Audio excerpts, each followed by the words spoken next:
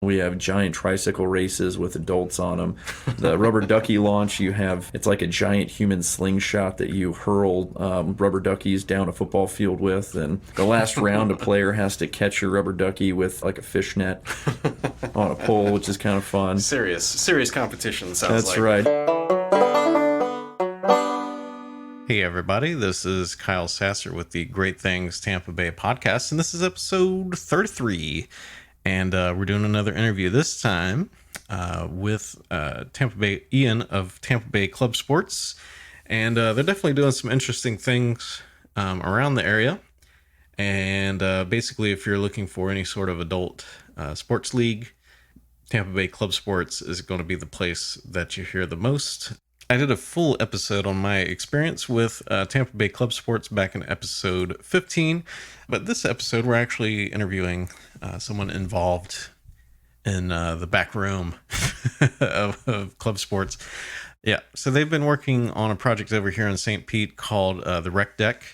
And it's located at 380 105th Terrace Northeast, which doesn't mean a lot to many people, but it is basically kind of like the corner of Gandy and 4th Street. And it's behind like Barney's Motorcycle and Marine and all that good stuff on Gandy, just across the bridge from the Tampa side. So it's, what else is it across from? Pretty close to Derby Lane, if that's a better marker for you. And they have been working on it for a while, and which he does cover in the interview. And finally, it should be opening here soon. So, so thought this would be a good time to release this episode. So, so without further ado, here's Ian and kind of the insight into the backroom workings of Tampa Bay Club Sport. Hey everybody, this is Kyle Sasser with the Great Things Tampa Bay podcast, and I'm here with Ian Elston with Tampa Bay Club Sport. And Ian is a director here at Tampa Bay Club Sports. Tell us a little bit about Club Sports. What's sort of the overarching thing that y'all do here? So Club Sport is all about being active and getting off your couch, going out and doing things. We provide adult sports leagues for about 45,000 adults per year around the Bay Area, and that would include Pinellas, Hillsborough, as well as Sarasota, Bradenton, and Brandon. We have that, and then we also run children's sports leagues for kids ages 3 to 17 here in Pinellas. Mm-hmm. And we also do a lot of different weekend events, social happy hours for our players, people that I would consider to be members of the club. And then lastly, we work in running a lot of corporate events for companies and corporate partners around the area. What sort of sports do you all cover?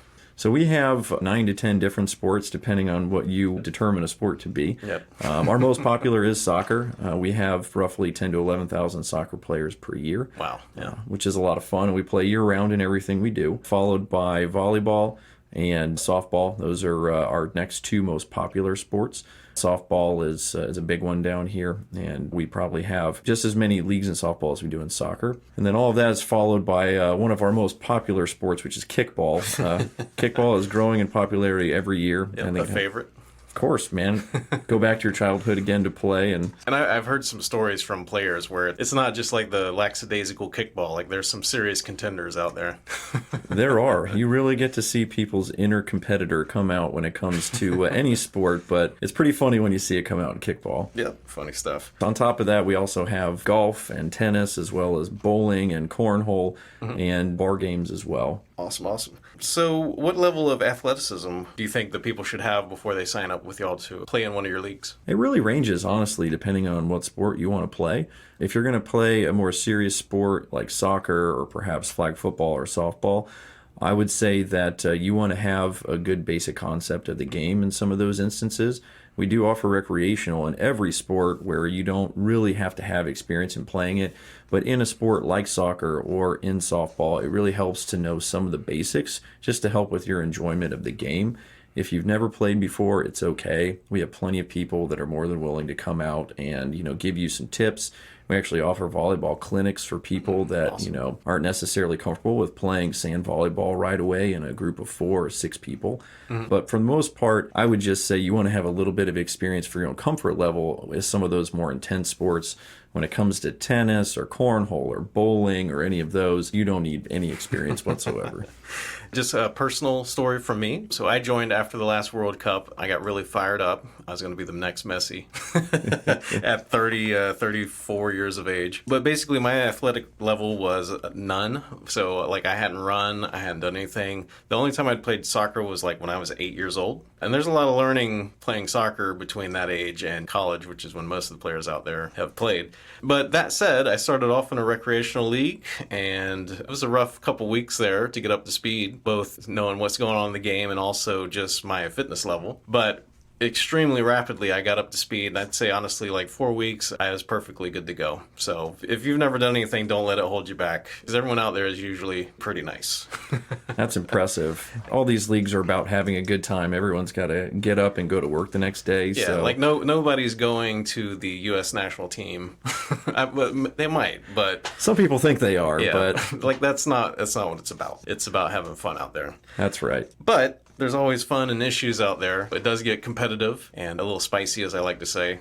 So, Ian, any good stories about adults acting like children? Oh my goodness. We have so many. I think if you went through our discipline database, you could probably have yourself a very good laugh. But really, it boils down to people that some of them just have a very quick wit. And when it comes to talking back to a referee, sometimes that ends in a disciplinary action, if you will. For the most part, it's very lighthearted out there. People have a good time. I think just one of my favorite stories, and it's one of those ones you kind of had to be there for, but we had a player who strongly disagreed with a call with an umpire in softball. And just his go back and forth between the referee got documented, and we had to read it from a written report here. And I want to say the player told the guy to go home and knit a fucking sweater at the end of it, which for whatever reason just caused everyone in the office to erupt in laughter. But we do have our fair share of stories, and I think everybody gets what it's all about, but sometimes there is a phone call or two that need to be made to just remind everybody that, hey, we're all out here for fun and a good time. We can't be cursing. There are children around occasionally. Yeah, back it up a little bit. Yeah, back it off a little bit. Got to remind people what it's all about. But fortunately, we don't have to remove that many people from leagues. Everybody does have to have that threat just in case someone gets too out of control. But for the most part, we keep things really laid back and fun. Yeah, so I actually captain the team that I'm on, the Moist Towelettes. Shout out to the Moisties. I have had to deal with a few disciplinary issues. Y'all are always great to work with. And honestly, the players are usually really understanding, typically respectful of the ref after the initial outburst.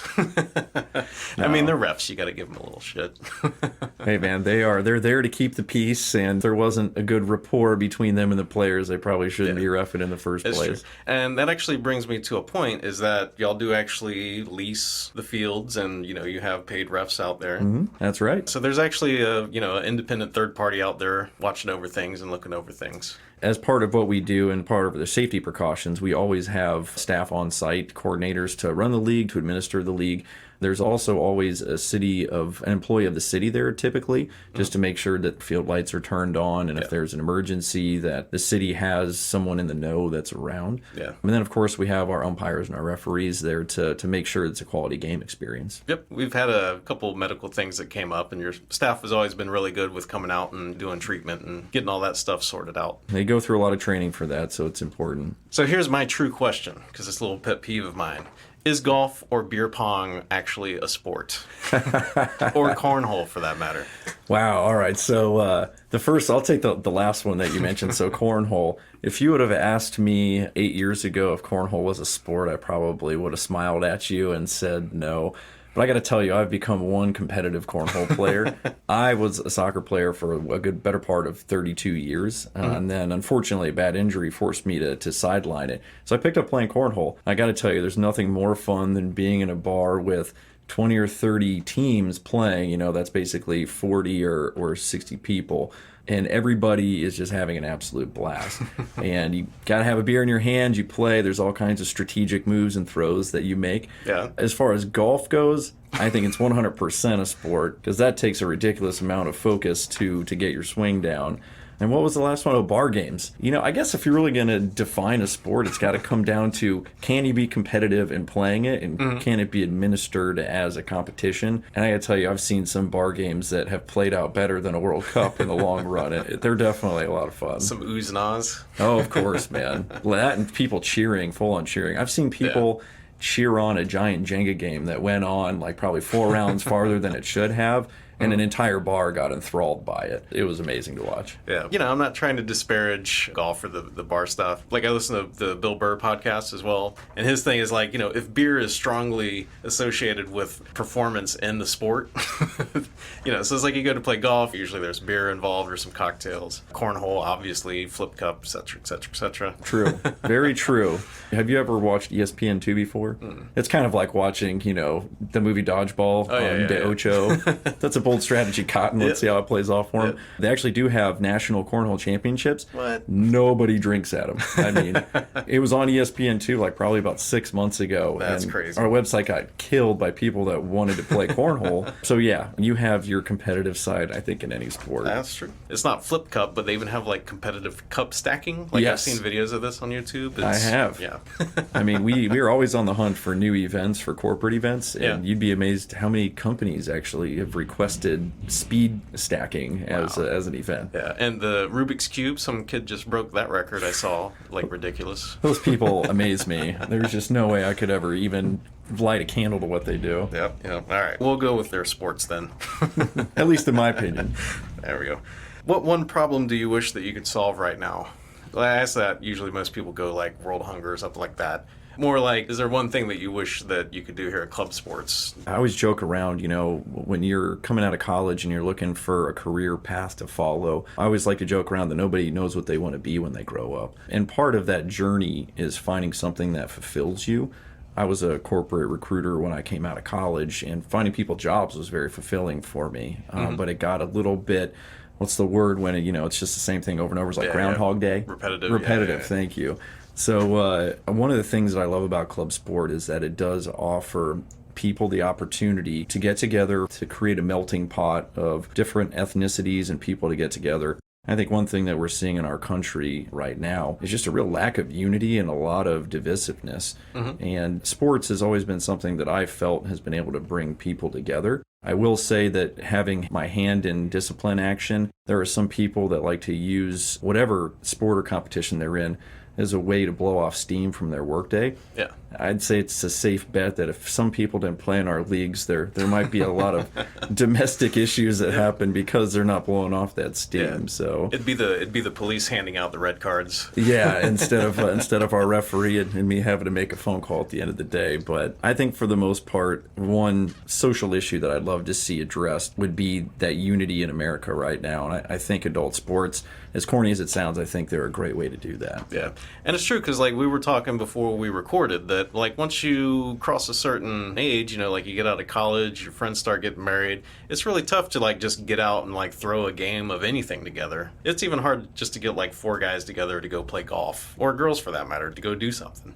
So the nice thing that y'all do is y'all actually provide a structured environment to do that, so you can go out and meet new people and play against them, probably argue with them a little bit, but have fun while doing so. That's really the beauty of it. I don't know that whoever created the adult sport and social industry back in the day, I don't know that they necessarily realized all of the different benefits that would come of it. But one thing that I can tell you that I've seen after I'm coming up on my 10-year reunion here pretty soon for working for the company is just how many new people get to be introduced to a group, how easy it can be when the right people are put on the same team or the same field for that matter. Yeah. And it's definitely a big benefit. I mean, when you're brand new to an area, you don't know anybody, maybe you don't know where to go live, you don't know where the cool stuff's happening, it's a great way to source a new network of people and do so in a way that, you know, doesn't really drive a lot of pressure. When you go out and you play on a sports team, you show up, you put your boots on or whatever equipment you need, and you go out there and you try and play and have fun. And a sidebar product of that is meeting a new group of people. There you go. And all you guys, all you moisties, y'all are pretty all right in my book. You found a good group there, man. That's an awesome name. We were just a bunch of signups. None of us knew each other beforehand, and we just called Club Sports, and we were like, hey, we want to play on this field, and y'all threw us all together, and somehow we've made it work for almost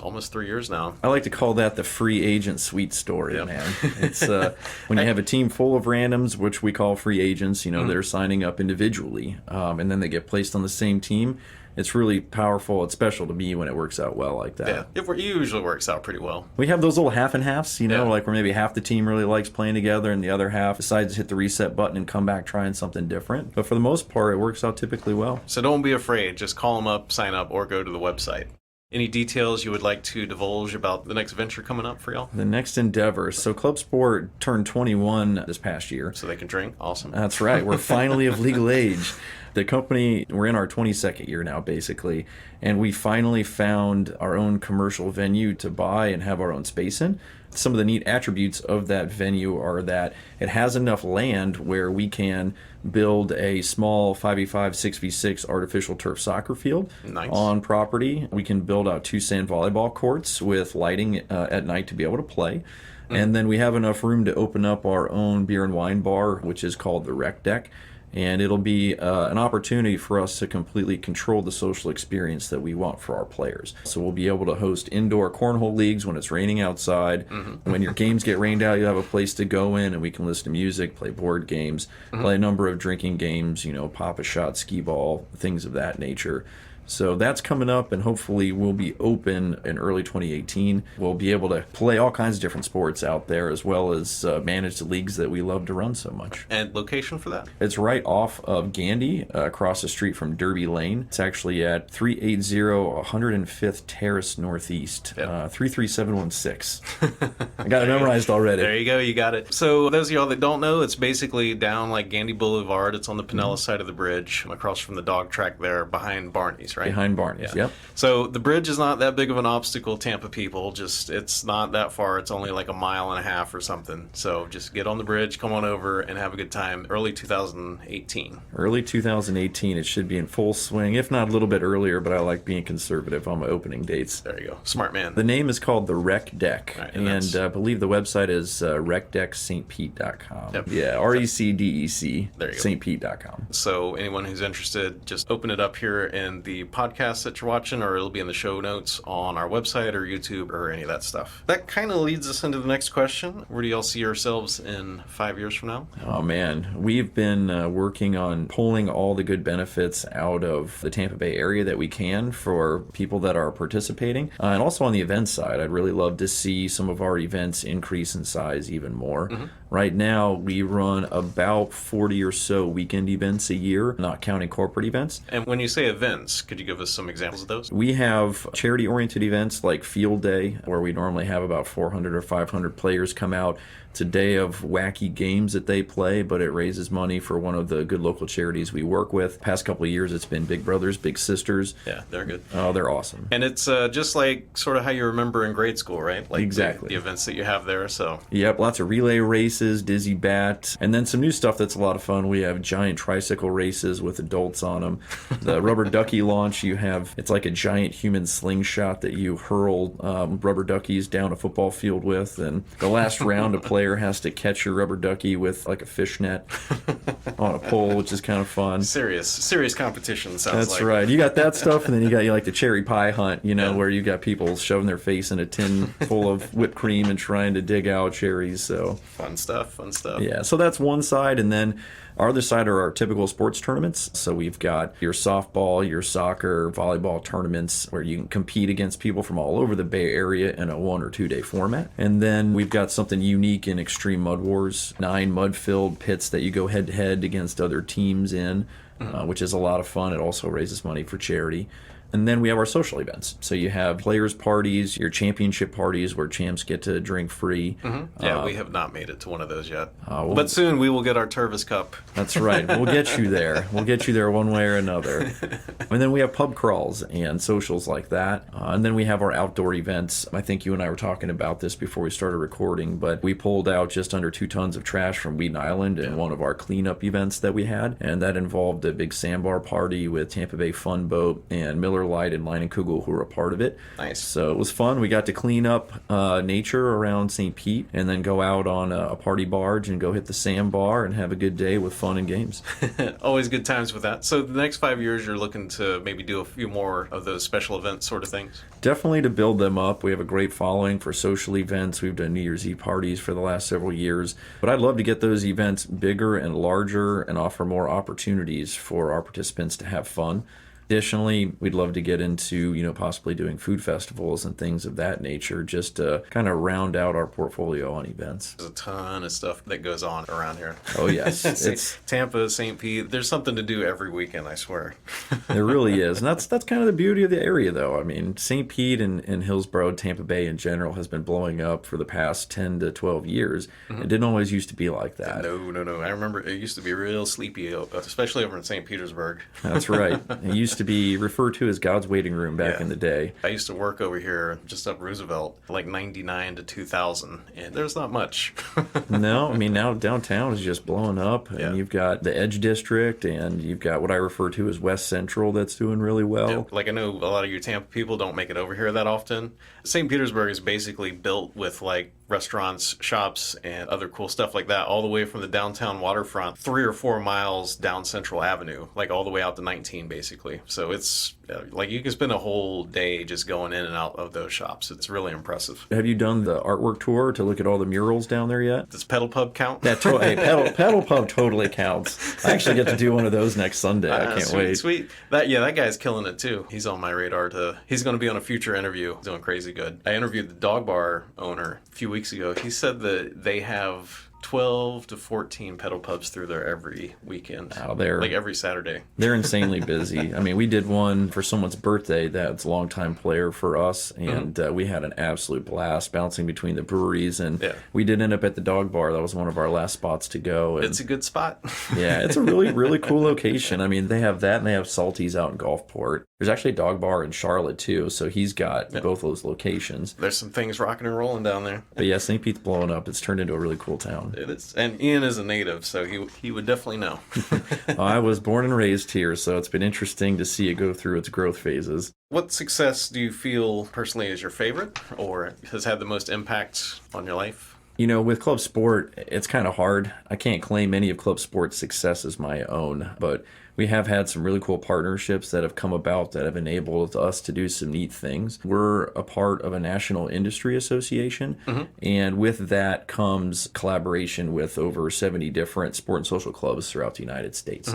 It's called the SSIA, or the Sport and Social Industry Association, and I'm most proud of getting to work with those fine people and the other clubs around the United States, and we kind of look out for each other. When there's opportunities, we make each other aware. It's just a really great way to leverage a teamwork concept, but around good knowledge share and good collaboration to do things better and hopefully bring more value to your end participant in the long run. So our participation in that is something that I'm most proud of, I would say. Any particular failures that you're proud of that might have led to success down the road, or something that blew up so spectacularly that it's just a great story?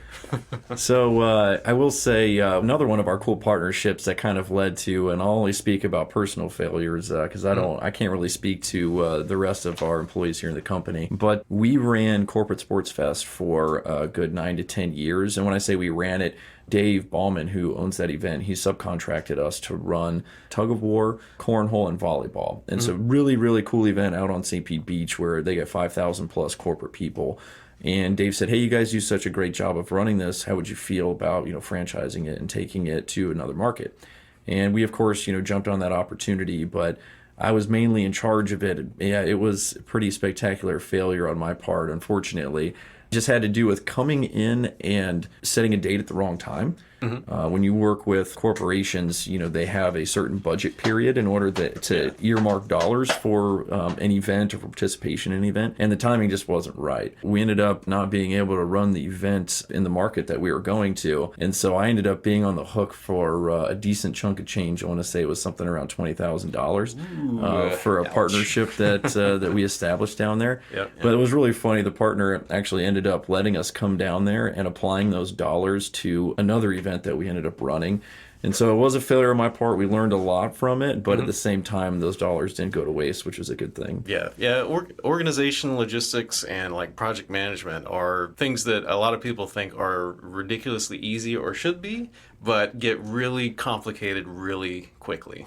They definitely can. There was an oversight on our part, but being eternally optimistic can sometimes work against you. Yeah, we'll figure it out. We'll get it done. That's right, exactly. And it did in that case, but honestly, the God smiled upon me for that one. It didn't work out to be too much of a crusher in the long run. And very, very generous of the partner to... I tell you what, there's one thing that doesn't change no matter what business you're in, and that's keeping good relationships really helps you out in a lot of different ways. And that partner was really awesome in trying to maintain that relationship, and we've ended up doing stuff with them in the future, so it actually worked out very well. Yeah, just be friendly, be civil, and be understanding. Like stuff happens, things go wrong, people are people and make mistakes. So, just kind of work through it. I'm also an eternal optimist, so. Hey man, they're good. It's better than being the opposite, in my opinion. We get annoying on occasion, but it's good.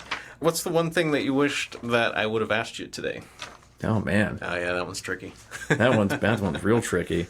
You know what? The one thing I wish you would have asked me about was how the company started. Oh. Chris and Tracy Gibner, who own the company, actually are the second owners. The first owner, a gentleman by the name of Harold, started this sport and social league based off of what he saw in Atlanta. And so he came down to the Tampa area and started it in 1995.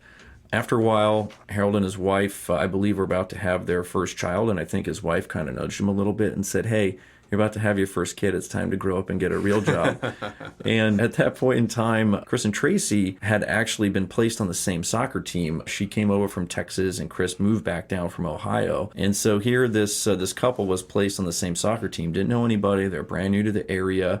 They ended up dating. The leagues are actually co-ed, so there's all men, all women, and then there's co-ed leagues as well. There's men's and then there's co-ed. We Okay, do have so- occasionally, women's leagues, but for the most part, co-ed tends to be the most popular, and I think it's just because it's easier to fill the teams out when you have the ability to add both sexes. So Chris and Tracy got placed on a co-ed team, and they ended up dating and getting married and having kids, and they were huge believers in the company because, that's how they met. And so Harold approached them first when he was getting ready to get out, and Chris and Tracy ended up buying the company, I believe, in late 2001, early 2002. And from that point, it went from being run out of a home office to, I think now we're on our 6th location once we move into this new building. There's quite a few people in here and quite a bit of hustle and bustle. Oh yeah, we've got 10 full-time employees now. Some of them are focused on social media, some are focused on being league directors and actually running particular sports. And then we have people that are in charge of our corporate events as well as our youth leagues. And we all kind of work together as a big happy family to make sure that the company keeps growing. And then you'll also have the reps that go out to the fields and just kind of monitor the things that are going on.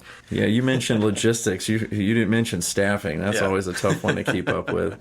Yeah, on any given day, I think we have about 60 or 70 part-time employees that actually work, and they're out there in the field running leagues. Yep, and your leagues vary from day to day. Some are all times during the week. I know personally we play on Wednesdays. Basically any day of the week, there's going to be something in Tampa Bay to do. So if somebody is interested in signing up for club sports, how would you tell them to do it? The easiest thing is just to go to tampabayclubsport.com, or if you're down in the Sarasota-Bradenton area, it would be sococlubsport.com.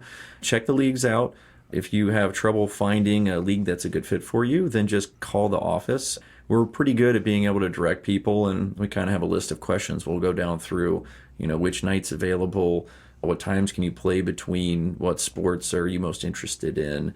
Are you interested in men's or co-ed, in being a free agent, or do you have a full team? And they'll kind of guide you as appropriate. There are nuances to everything because the sport and social industry isn't a perfect one-size-fits-all model. Yeah. Everybody has different preferences, and in order to fill a team out, you need a specific number of people. So logistically, we just work on perfecting those numbers by adding people in where we can and doing our best to accommodate everybody. Us personally, we don't play full pitch. We play half fields, the goals are small, and it's 7 versus 7. And then there's requirements for having girls out there. So you're not running, you're still running, trust me. But it's not full pitch, it's not that crazy. Although personally, I think that I would run less on a full pitch because I could play position more than having to hustle to try to get somewhere, but that's neither here nor there. Those short sprints will get you, man. Oof, I know. The 6v6, 7v7 is tough for us tall guys, Yeah. man. You gotta, those short bursts of sprinting can really wear you out. Yep. So check it out. All the details will be in our show notes. Come out and play, and come out to the Rec Deck. Awesome. Thanks for having me, Kyle. All right, and I would like to thank Ian for taking the time to do that interview with me. We actually did it quite a while back, but just with hiccups and scheduling. There's a lot of stuff that happens in the Tampa Bay area between like February and April. Might have something to do with how good the weather is, but that seems to be when a lot of events and those sorts of things go on. So so this episode just kept getting moved back. So Ian, sorry for the delay, but here we go. You've finally been released to the world. Coming up next, we got segment 2, Your Facts. The oldest living tree ever found was 5,067 years old, and that was according to measurements by Tom Harlan. Unfortunately, we know it's the oldest tree because he cut it down and then counted the rings, and was tremendously heartbroken to learn that he had just chopped down the oldest tree known. There are other similar bristlecone pine trees nearby that might be as old, maybe older, but let's just say that after this little mix-up, that people aren't really too eager to start pulling rings or chopping these things down to find out exactly how old they are. All right, don't you feel like that is totally useful information for you? Like that's something that you're definitely going to use every day in your day-to-day life? I think so. So anyway, my name is Kyle Sasser. This is Great Things Tampa Bay. I would love to thank you for tuning in. I'm also a realtor, and if you're looking to find your own great place in Tampa Bay, I'd love to help you find it. You can reach out to me at the website greatthingstb.com. That's greatthingstb.com. And there will be a link up there at the top where you can reach me for real estate related matters. Also, if you just want to share your preferences or experiences, if you want to argue about something, if you disagree with something I said, just go to the website greatthingstb.com, and there's plenty of contact forms, links to social media where we can interact, and I'd love to hear from you. I promise. Playing us out today, we got Christopher Coleman, Bastard Son, and it's a pretty rockin' tune. I definitely liked it when it popped up on the radio, and that's why or not on the radio, but on my, phone tied to Bluetooth to my car, which doesn't roll off the tongue quite as well as radio, but there you go. So this is Christopher Coleman, Bastard Son, and here you go. Thanks for tuning in, and be sure to share us with your friends. Thank you. Bye. But before we get to that, I do have a little bit of paid advertising today, so kind of a first for Great Things Tampa Bay, but hopefully the first of many. So here we go. Hospital childbirth classes teach you how to be a good patient for them. Here in Tampa, the Happiest Doulas is an independently owned agency preparing soon-to-be parents with safe strategies for labor and delivery at the hospital. With the class taught by the Happiest Doulas, you'll learn how to advocate for yourself to get evidence-based care and reduce your C-section risk. And speaking of, have you checked the C-section rate at your hospital yet? Learn insider tips to access all available options for your baby's birthday and how to improve your overall satisfaction with the labor experience. Reserve your seats today in a group childbirth class or schedule a private in-home lesson to know what to expect on your Labor Day. Save 5% on any class or in-home lesson with the code HAPPY5 at happiestdoulas.com. And hurry, demand is high and space is limited. So register now at happiestdoulas.com. That's happiestdoulas, and save 5% off the fee of any newborn class or private prenatal lesson or group series with the code HAPPY5. The happiest doulas, an experience of a lifetime.